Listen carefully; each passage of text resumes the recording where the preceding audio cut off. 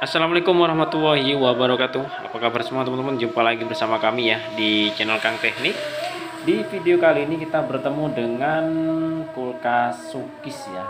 Kulkas Sukis tidak bisa dingin ya teman-teman ya. Tidak bisa dingin, dan kemarin menurut informasi dari orangnya itu sudah pernah diservis ataupun diganti relay ya, relaynya, dan katanya hanya bertahan satu malam saja ya, jadi nggak sampai bisa dingin. Artinya ketika dihidupin memang sudah hidup tapi nggak mau dingin ya. Nah oke, langsung aja kita akan mengecek seperti apa kondisi kerusakannya. Di sini setelah saya hidupkan, ampere menunjukkan 1,9 ya, 1,9 itu artinya ampernya cukup normal pada saat waktu kita hidupkan. Namun di sini yang paling di sini yang saya tandai ya, ampernya itu terus naik ya teman-teman ya. Ampernya itu terus naik, dan juga untuk di bagian kondensor ini udah panas. Artinya untuk freon itu normal ya.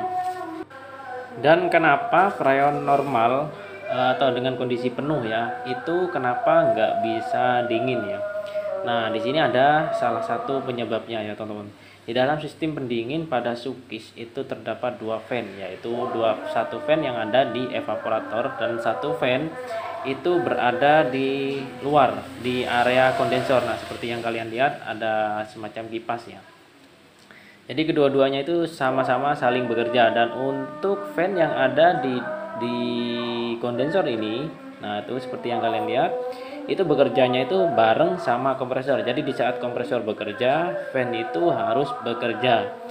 Nah, apa efeknya kalau misalkan fan pada kondensor itu tidak bekerja?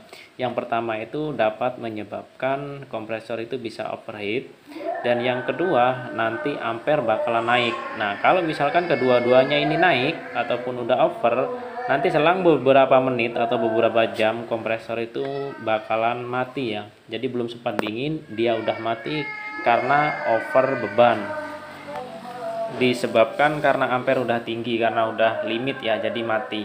Nah, hal itu yang dapat menyebabkan kulkas ini nggak dingin. Nah, sekarang kita akan cek bagaimana cara mengeceknya. Nah, di sini udah seperti yang saya bilang, di sini udah pernah diganti relay ya. Menurut informasi dari orangnya itu udah pernah diganti relay.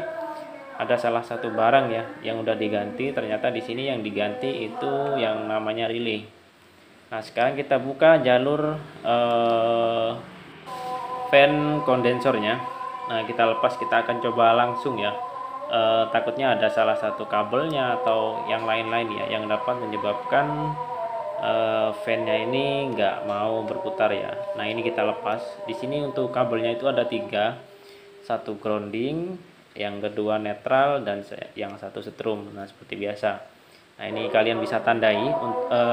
Intinya ciri-cirinya kalau misalkan kalian melepas kelistrikan itu, kalian kalau misalkan nggak hafal, minimal kalian bisa tandai ya, atau bisa kalian foto kalau misalkan jalurnya itu nggak hafal. Nah, kebetulan ini cukup mudah karena hanya dua lens saja ya untuk fan-nya. Jadi kita lepas, kita congkel seperti ini aja. Ada tiga kabel yang masuk. Oke, setelah kita lepas fan-nya itu, kita langsung tes langsung ya. Kita tes langsung 220, dan di sini ternyata untuk fan-nya itu juga nggak mau berputar ya. Tuh, nggak mau berputar. Nah, ini udah bisa dipastikan fan-nya itu mengalami kerusakan. Nah, kebetulan karena orangnya itu nggak mau ribet, dia langsung minta belikan baru karena ingin segera bisa dipakai ya untuk Sukisnya.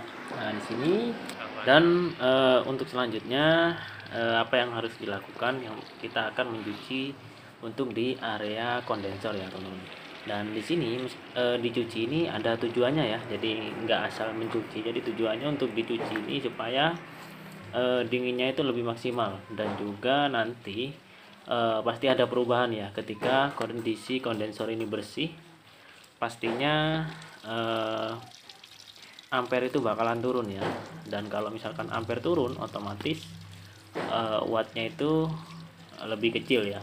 Nah, ini pastinya ada perbedaan. Yang tadinya sekitar berapa itu? Pada saat awal start 1,9 berapa ya. Dan nantinya kalian bisa lihat perbedaannya antara dibersihkan dengan tidak dibersihkan. Nanti bakalan kelihatan perbedaannya. Nah, hal ini bisa kalian lakukan karena untuk Suki sendiri ini perlu perawatan ya. Jadi kalau misalkan dinginnya itu agak berkurang, kalian bisa bersihkan untuk di area kondensor, karena kalau misalkan kondensor ini tertutup oleh kotoran dan tidak bisa membuang panas ya, nanti dinginnya itu bakalan berkurang. Nah, untuk Sukis sendiri memang perlu perawatan seperti itu. Nah, kalian kalau misalkan ada Sukis yang model seperti ini, kalian bisa bersihkan untuk di area kondensor. Nah, untuk membersihkannya nggak perlu pakai air ya. Kalau misalkan medianya itu atau Sukisnya itu susah ya terjangkau sama air, atau kalian takut terkena modulnya atau yang lain-lain, kalian bisa cukup menggunakan kuas saja, itu udah cukup, nggak perlu disemprot seperti ini. Nah, kalau misalkan memang bisa disemprot seperti ini, nah kalian bisa semprot.